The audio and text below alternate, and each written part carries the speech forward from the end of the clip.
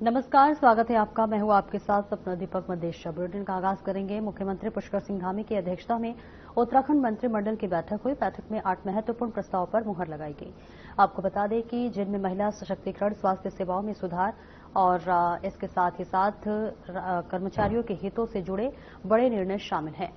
वहीं सचिव गोपाल शैलेश बगौली ने सचिवालय मिशन मीडिया सेंटर में फैसलों की जानकारी दी। आंगनबाड़ी कार्यकर्ताओं को बड़ी राहत और कैबिनेट ने मिनी आंगनबाड़ी केंद्रों को पूर्ण आंगनबाड़ी केंद्र में बदलने का फैसला लिया है, जिससे इन केंद्रों को कार्य प्रणाली को मजबूती मिलेगी। साथ ही आंगनबाड़ी कार्यकर्ताओं के लिए पदोन्नति का रास्ता खोलते हुए 50% आंगनबाड़ी कार्यकर्ता को सुपरवाइजर के पद पर पदोन्नत करने की मंजूरी दी गई है।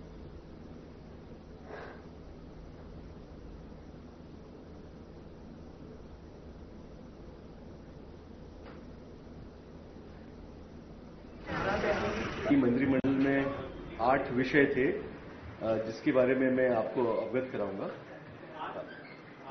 जी, पहला विषय था ये महिला सशक्तिकरण एवं बाल विकास विभाग का विषय था। उत्तराखंड महिला एवं बाल विकास अधीनस्थ सुपरवाइजर सेवा नियमावली 2021 के संशोधन के संबंध में इसमें ये विभाग द्वारा ये बताया गया है कि भारत सरकार के द्वारा ये निर्देश प्राप्त हुए हैं कि जो हमारे मिनी आंगनवाड़ी केंद्र चलते थे उनको अब पूर्ण आंगनवाड़ी केंद्रों में उनको उच्चीकृत किया जाना है। अब इसके तहत जो पूर्व में नियमावली थी इनकी, वो जो सुपरवाइजर सेवा नियमावली थी उसमें 50% सुपरवाइजर सीधी भर्ती से आते थे और 50% जिसमें से 40% आंगनवाड़ी कार्यकर्ती से बनते थे और 10% मिनी आंगनवाड़ी कार्यकर्ती से बनते थे।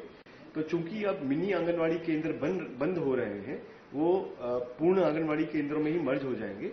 इसलिए नियमावली में एक छोटा सा परिवर्तन है कि पहले 40% जो है आंगनवाड़ी कार्यकर्ती से आते थे और 10% मिनी आंगनवाड़ी कार्यकर्ती से आते थे, तो पूरे 50% आंगनवाड़ी कार्यकर्ती से आएंगे। और उनका है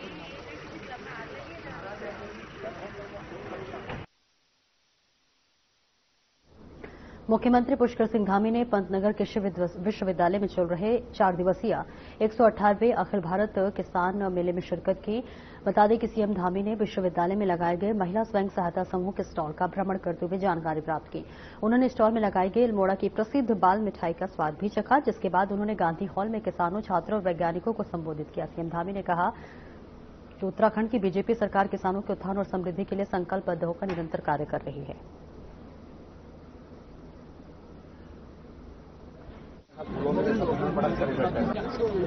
राज्य में बड़ा एक गेम चेंजर योजना साबित हो सकती है और उस पर जो काम भी कर रहे हैं, उसका प्रोत्साहन भी कर रहे हैं। इसके अतिरिक्त अन्य भी जो स्टॉल लगे हुए हैं, सभी स्टॉलों पर राज्य के जो उत्पाद हैं, राज्य की महिलाओं के द्वारा है, किसानों के द्वारा है, स्वयं सहायता समूह के द्वारा जो बनाए गए हैं, सभी बहुत शानदार तरीके से यहाँ पर उनको लगाया गया है। हमारे राज्य की जो प्रगति है, विकास है, उसका एक स्पष्ट उदाहरण यहाँ पर है, जो देश दुनिया के सामने आ रहा है। और देश दुनिया में हमारे उत्पादों राज्य के बने हुए हस्तशिल्प के सामने शोध और अनुसंधान के क्षेत्र में और दूसरे उन्नत प्रकार की चीजें, उन्नत प्रकार के उत्पादन, बहुत बड़ा शोध और अनुसंधान का कार्य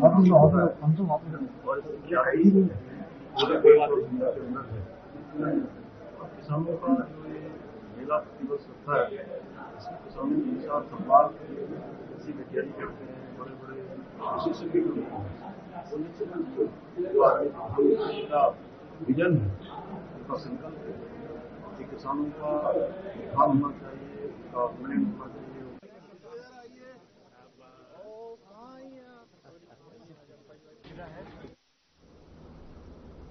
देहरादून में मुख्यमंत्री पुष्कर सिंह धामी ने अंतर्राष्ट्रीय वैश्य महासम्मेलन द्वारा आयोजित दीपावली मेले में शिरकत की। इस अवसर पर मुख्यमंत्री ने महाराजा अग्रसेन जी को नमन करते हुए दीपावली की अग्रिम बधाई और शुभकामनाएं दी। उन्होंने कहा कि दीपावली का पर्व अंधकार से प्रकाश और बुराई से अच्छाई की ओर प्रेरित करने का विशेष माध्यम है। मुख्यमंत्री धामी ने कहा कि यह मेला न केवल व्यापार को प्रोत्साहित करता है, बल्कि सामाजिक एकता, स्वदेशी उत्पादों और लोक संस्कृति के संरक्षण का भी कार्य करता है। उन्होंने कहा कि प्रधानमंत्री नरेंद्र मोदी के नेतृत्व में लोकल फॉर वोकल और आत्मनिर्भर भारत के लक्ष्य को साकार किया जा रहा है।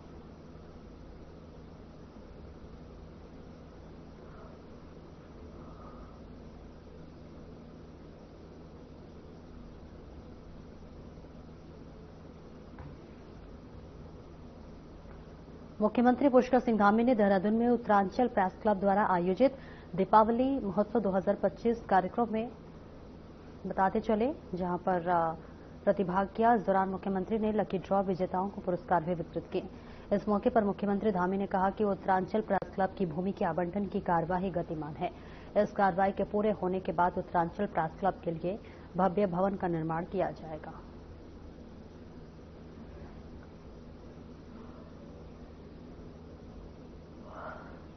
तो दिवाली महोत्सव कार्यक्रम का आयोजन किया गया है, जिसमें मुख्यमंत्री पुष्कर सिंह धामी प्रतिभाग करते हुए नजर आए। तस्वीरें आपको दिखा रहे हैं देहरादून से, जहां लकी ड्रॉ विजेताओं को भी यहां पर पुरस्कार दिया गया।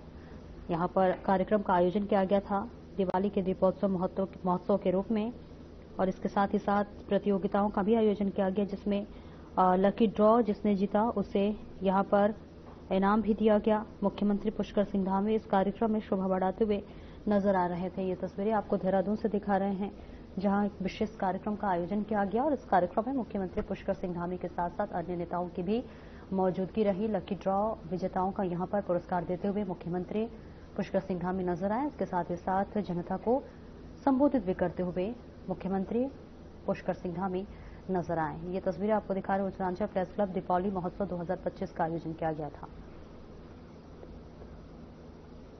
दिनेशपुर में आत्मनिर्भर भारत संकल्प अभियान के तहत दिनेशपुर मंडल में कार्यशाला का आयोजन किया गया था।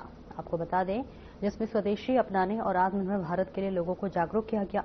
इस दौरान पूर्व सांसद बलराज पासी ने कहा कि 2047 तक विकसित भारत प्रधानमंत्री नरेंद्र मोदी के लक्ष्य को पूरा करने के लिए कार्यकर्ताओं की भूमिका पर चर्चा की गई।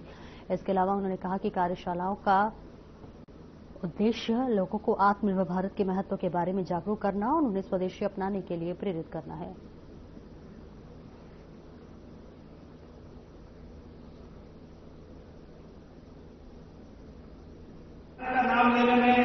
मोदी जी ने देश को एक दिशा दी है आत्मनिर्भर भारत, और पूरे देश में इस विषय को लेकर बहुत बड़ा लोगों के अंदर उत्साह है, और देश इस समय एक परिवर्तन के दौर से गुजर रहा है। मोदी जी के आह्वान पर ही पूरे देश में जो है पार्टी ये कार्यक्रम कर रही है। लोगों के अंदर जो है स्वाभिमान पैदा करना है कि जो भी होगा हम अपने देश की जो बनी हुई चीजें हैं, स्वदेशी हर चीज जो हम लेने का जो है हम लोग प्रयास करेंगे, और देश फिर से आत्मनिर्भर भारत बने। जब से मोदी जी आए 2014 से, चाहे रक्षा के क्षेत्र में हो, चाहे और जो है तकनीकी क्षेत्र में हो, हर क्षेत्र में भारत जो है वो आत्मनिर्भर बनता जा रहा है, और दूसरे देशों पर हमारी जो निर्भरता थी उसको हम समाप्त करते जा रहे हैं। जैसे अभी पिछले दिनों में देखा हमने, अभी जो है माइक्रोसॉफ्ट के विकल्प के रूप में जो है जो आ गया, और व्हाट्सएप का भी विकल्प आ गया, और जो इस समय देश के जो युवा हैं उनके अंदर एक नया उत्साह पैदा हुआ है। का अभियान कार्यक्रम है, और ये भारतवर्ष के अंदर हर एक मंडल में ये कार्यशाला, जिसको मंडल कार्यशाला कहेंगे, मंडल कार्यशाला है जिसमें भारतीय जनता पार्टी की उपलब्धियां, अपनी सरकार की उपलब्धियां, मोदी जी ने जो हमें योजना रचना जो दिया है उसी की कार्यशाला है। यहाँ पे मुख्य वक्ता जो है वो उषा चौधरी जी हैं, महापौर पूर्व काशीपुर माननीय बलराज पासी जी, माननीय विधायक अरविंद पांडे जी, जिले के महामंत्री सुशील शर्मा जी, पूर्व राज्य मंत्री श्री विजय मंडल जी, चंद्रकांत मंडल जी, सीमा सरकार जी, और भारतीय जनता पार्टी के देश से सारे पुराने नए सारे कार्यकर्ता यहाँ उपस्थित हैं।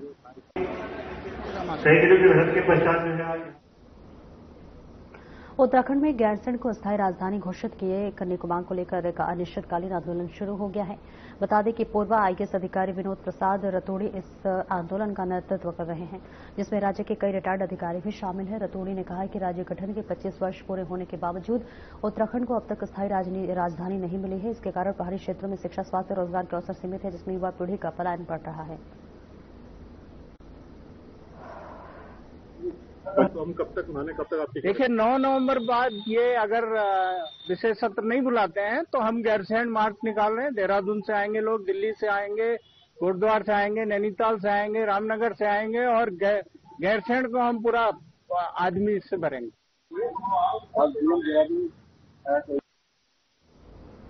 और आगे बढ़ेंगे। संतों की नगरी हरिद्वार में संतों की संपत्ति को लेकर अक्सर विवाद होते रहे हैं। ताजा मामला हरिद्वार की उपनगरी कनखल के श्री महामृत्युंजय मठ का है, जहां आश्रम की देखभाल करने वाला वैराग्यपुरी उर्फ विकासपुरी, जिसमें आश्रम के परमाध्यक्ष महामंडलेश्वर स्वामी यमुनापुरी से करीब 16 साल पहले 2009 में संन्यास लिया था और तभी से वही आश्रम का संचालन करता आ रहा था, जिसको आश्रम के परमाध्यक्ष महामंडलेश्वर स्वामी यमुनापुरी ने अपना उत्तराधिकारी भी घोषित किया हुआ था।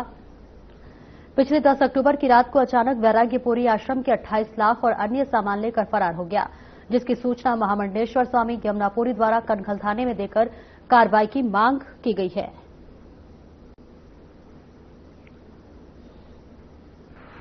बड़े अच्छे बात। एक मेरे पास 2009 से मैंने ही संन्यास दिया था, उनको वैराग्यपुरी उनका नाम था। हमारे आश्रम की पूरी व्यवस्था, कोठारी हमारे यहाँ एक शब्द प्रयोग है। महात्मा जो लोग आश्रम की सेवा व्यवस्था करते हैं, मैनेजिंग जो जितने भी मैनेज करते हैं उनको हम संन्यास की भाषा में कोठारी कहते हैं।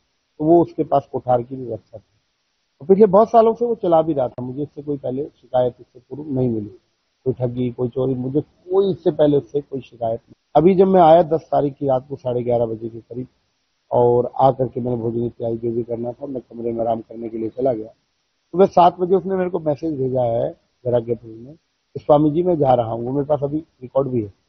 और उसके बाद कहाँ जा रहा हूँ ये कुछ नहीं लिखा उसने। जब मैं नीचे आकर के देखा, आदमी चौंक तो जाता ही ना जब आपको ऐसा मैसेज आए। तो मैं नीचे आकर के देखा तो उसके कमरे में लॉक लगा था और चाबी लेके मैंने ताला खोला।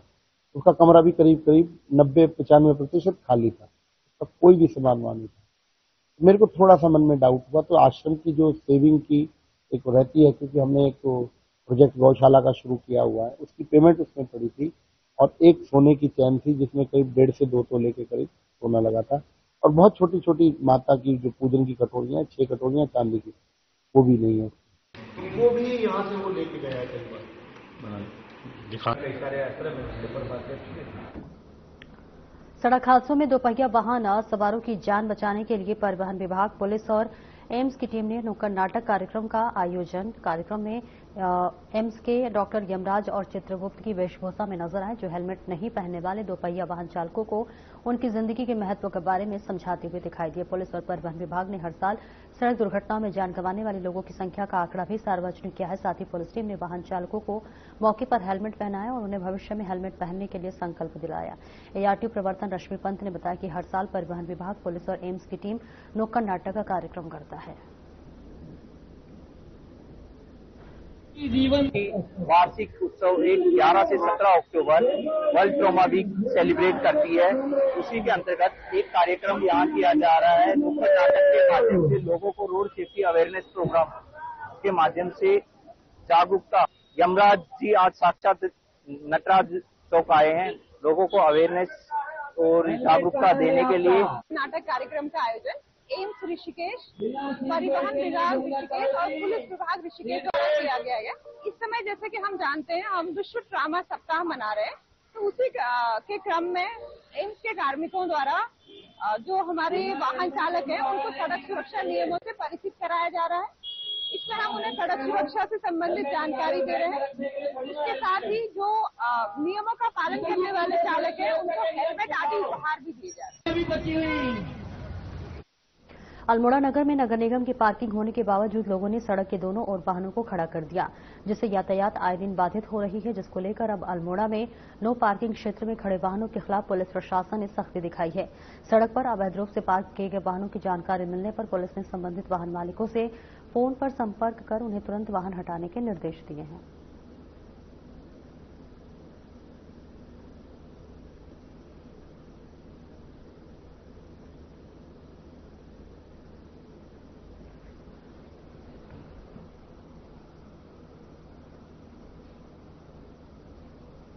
देहरादून शहर के मुख्य मार्ग से सवारियों को चढ़ाने और उतारने वाली प्राइवेट बसों और इसके साथ ही साथ एग्रीगेटर द्वारा बनाया गया एग्रीगेटर लाइसेंस प्राप्त कर ऑनलाइन संचालित हो रही है। प्राइवेट बसों के खिलाफ परिवहन विभाग लगातार एक्शन मोड में कार्य कर रहा है। वहीं वाहनों द्वारा की जा रही अनियमितताओं को लेकर देहरादून की आरटीओ प्रवर्तन डॉक्टर अनीता चमोला की अध्यक्षता में आरटीओ कार्यालय में वाहन स्वामियों और संचालकों के साथ बैठक हुई।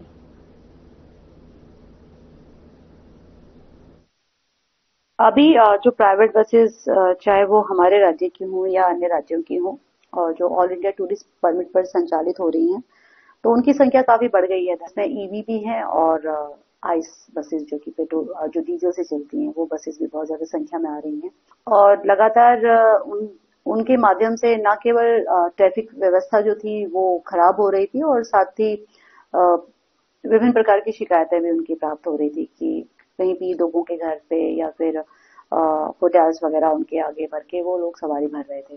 तो चेकिंग अभियान चलाया गया था उनके विरुद्ध और अभी भी आगे भी वो चल रहा है। तो उसमें कुछ पाया गया कि एक तो ये ऑनलाइन ऐप के माध्यम से और जिसमें वो एक ऐसी लोकेशन जो किसी होटल की या फिर ISBT की होती है वो दिखाई जाती है और साथ ही कुछ जो है वो पेपर भी पूरे करके नहीं चल रहे थे। तो इस संबंध में उनको चालान भी किया गया, गाड़ियों को बंद भी किया गया और फिर संबंधित जो संचालक थे उनके साथ एक मीटिंग भी की गई है और उनको निर्देशित किया गया है कि वो डेजिग्नेटेड जो पार्किंग होंगी उनकी वहां से ही वो अपनी बसों का संचालन करेंगे और अगर किसी ऑनलाइन प्लेटफॉर्म को वो यूज करते हैं तो उसके लिए एग्रीगेटर लाइसेंस वो हमारे राज्य में प्राप्त करेंगे। एक ब्रेक के लिए रोकेंगे, जल्द लौटते हैं।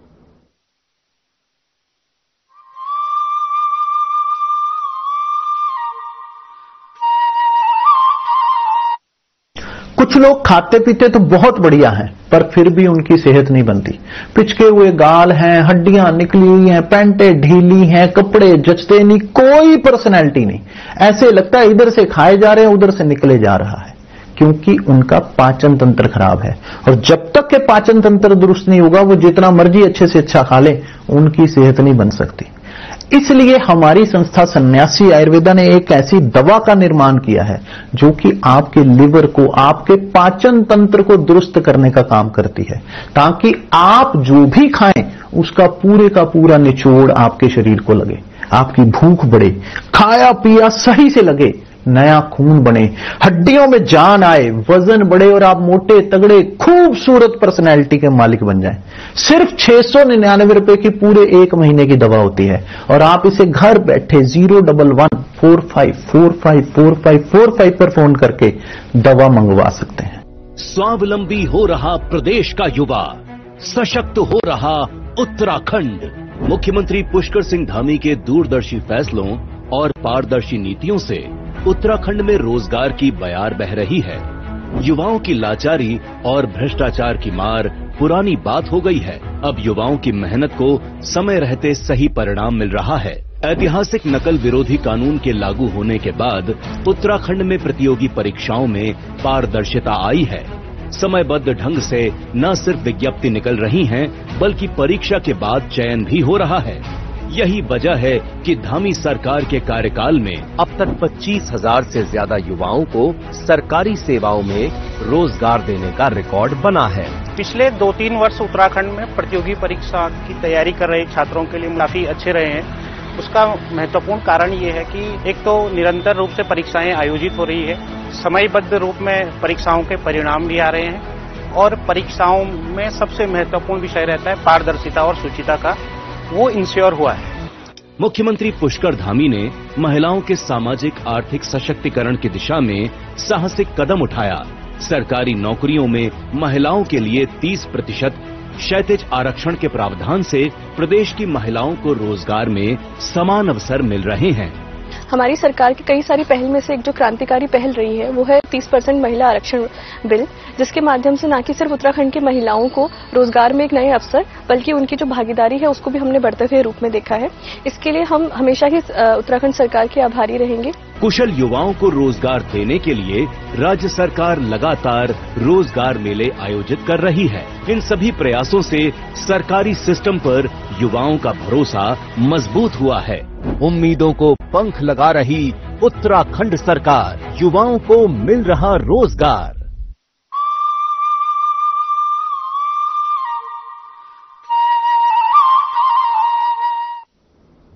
ब्रेक के बाद एक बार फिर से स्वागत है आपका। खबरों में आगे बढ़ेंगे। हरिद्वार की कनखल थाना पुलिस ने नशे की खेप के साथ एक नशा तस्कर को गिरफ्तार किया है। आरोपी के पास से पुलिस को 1 किलो 200 ग्राम चरस बरामद हुई है। यूपी के मुजफ्फरनगर का रहने वाला नशे का सौदागर विशाल हरिद्वार में माल बेचने के लिए आया था, जिसे चेकिंग के दौरान पुलिस ने दबोच लिया।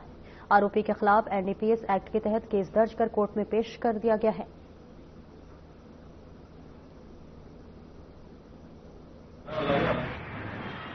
कनखल थाने को तो एक सफलता मिली है, जिसमें उन्होंने जो है आज लगभग 1 किलो 200 ग्राम चरस जो है बरामद की है। उसमें अभियुक्त के विरुद्ध जो है वैधानिक कार्रवाई की गई। बैंगलोर के हिंदू परिवार की लड़की सोनू शर्मा अपने साथ हुए धोखे का न्याय पाने के लिए दर दर भटक रही है। सोनू शर्मा के साथ मुस्लिम युवती द्वारा इंस्टाग्राम पर हिंदू बंद दोस्ती कर अपने ही पति को देवर बताते हुए शादी करने और जबरन धर्मांतरण और गैंग रेप का मामला सामने आया है। हालांकि मामला उत्तर प्रदेश के सहारनपुर से जुड़ा है, लेकिन बाद पुलिस से गुहार लगाने मुख्यमंत्री योगी आदित्यनाथ के दरबार जाने के बाद भी युवती को न्याय नहीं मिल पाया है। युवती के अनुसार जितनी भी बार उसने भागने की कोशिश की, पुलिस द्वारा उसे ही आरोपियों को सौंप दिया गया।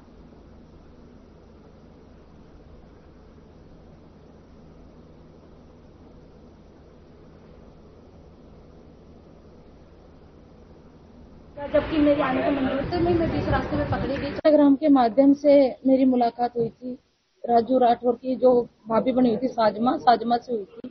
उन्होंने अपने पति से मिलवा और ये बताया कि ये मेरा देवर, हम देवर भाभी हैं। फिर उसके पापा मेरे पास बेंगलोर गए थे।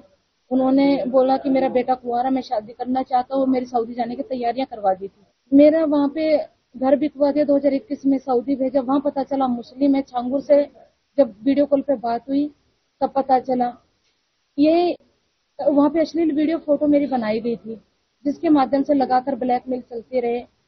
फिर एक दिन मैंने सोचा कि आत्महत्या कर लूं। फिर सोचा क्यों मरे और बेटियों को बचाए। ये तो बहुत सारे इनका सिंडिकेट बहुत बड़ा था ये छांगुर का इनका। तो मैं उनको बचाने के लिए एक एप्लीकेशन तहरीर दी मैंने थाने में 2023 में 7/21 को। वहां पर जैसे भी इन्होंने मेरे अश्लील फोटो अपलोड कर दिए और जो साजमा थी जो सोनिया बनी थी, उसने स्क्रीनशॉट भेजे। मैंने अपने पैर की पीछे खींच ली उस वक्त। फिर इसके पापा ने फोन करके मुझे यहाँ बुलाया सहारनपुर में कि तुम यहाँ आओ, तेरे फोटो वीडियो हम डिलीट मार देंगे, तुझे न्याय देंगे, तुम टेंशन मत लो, मेरे पे यकीन करो। वहां से जबरदस्ती साइन वाइन करवा के। मुख्यमंत्री पुष्कर सिंह धामी से उत्तराखंड बेरोजगार संघ और तकनीकी डिप्लोमा प्राप्त छात्रों के प्रतिनिधिमंडल ने भेंट की। इस अवसर पर प्रतिनिधियों ने मुख्यमंत्री का आभार व्यक्त किया और इसके साथ ही राज्य सरकार ने युवाओं की भावनाओं का सम्मान करते हुए परीक्षा प्रक्रिया में अनियमितताओं की शिकायतों पर गंभीरता से संज्ञान लिया। इस बीच संबंधित परीक्षा को निरस्त करने का निर्णय लिया गया। आपको बता दें, संघ के पदाधिकारियों ने कहा कि सरकार ने परीक्षा की पारदर्शिता और निष्पक्षता सुनिश्चित करने के लिए उठाए गए कदम युवाओं में विश्वास और आशा का संचार करते हैं। साथ ही उन्होंने कहा कि राज्य सरकार ने जिस तत्परता और संवेदनशीलता के साथ इस मुद्दे पर कार्रवाई की है, इस युवाओं के हित में एक ऐतिहासिक निर्णय है।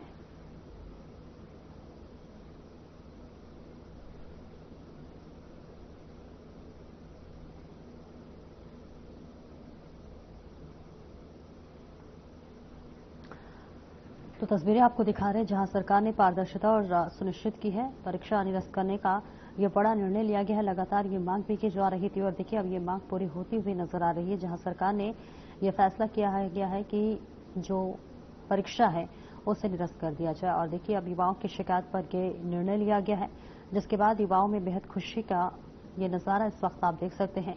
एक संतुष्टि युवाओं को मिल रहा है, तमाम विद्यार्थियों को मिल रहा है जो लगातार परीक्षा निरस्त करने की मांग कर रहे थे और ऐसे में सरकार ने पारदर्शिता सुनिश्चित की और परीक्षा को स्थगित किया गया, निरस्त करने का निर्णय लिया गया है, जिसके बाद से युवाओं में खुशी का माहौल देखने को मिल रहा है। फिलहाल इस बुलेटिन में इतना ही। नमस्कार।